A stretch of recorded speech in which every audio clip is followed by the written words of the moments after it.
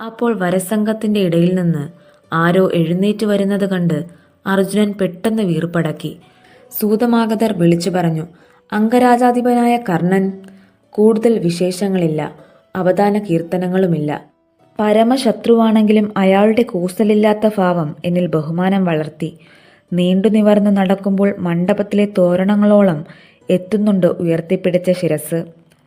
വില്ലിന്റെ തെറ്റിച്ച തുലനക്രമം നേരത്തെ കണക്കാക്കിയിട്ടുണ്ട് കർണനും എന്ന് തോന്നി. അയാളുടെ കൈത്തണ്ടയിൽ പേശികൾ തുടിച്ചു പ്രയാസപ്പെടുന്നുണ്ട് എന്ന് പുറത്തു കാണിക്കാതിരിക്കാൻ അയാൾ പ്രത്യേകം ശ്രദ്ധിക്കുന്നു. അവസാനം അയാൾ വില്ലു കുലയ്ക്കുക തന്നെ ചെയ്തു. 1-ാം ഘട്ടത്തിൽ അയാൾ ജയിച്ചിരിക്കുന്നു. കാണികൾ പ്രതീക്ഷയോടെ ആരാധനയോടെ വീർപ്പടക്കിപ്പിടിച്ചു. ദൃഷ്ടദ്യുമ്നൻ സഹോദരിയുടെ സമീപത്തേക്ക് ശിരസ് കുനിച്ച് എന്തോ പിറുപിറുത്തു. അവളുടെ ചുണ്ടുകൾ ഇളകിയെന്ന് തോന്നി.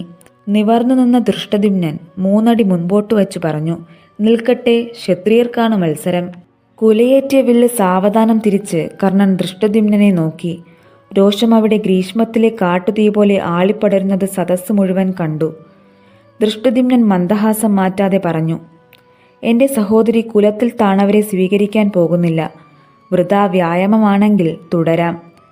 കുലയേറ്റിയ വില്ലിൻ്റെ ഞാണുപോലെ ദൃഢമായി വെറുങ്ങലിച്ചു നിന്ന കർണന്റെ ശരീരം ഉലഞ്ഞു ചുളുങ്ങുന്നത് ഞാൻ കണ്ടു.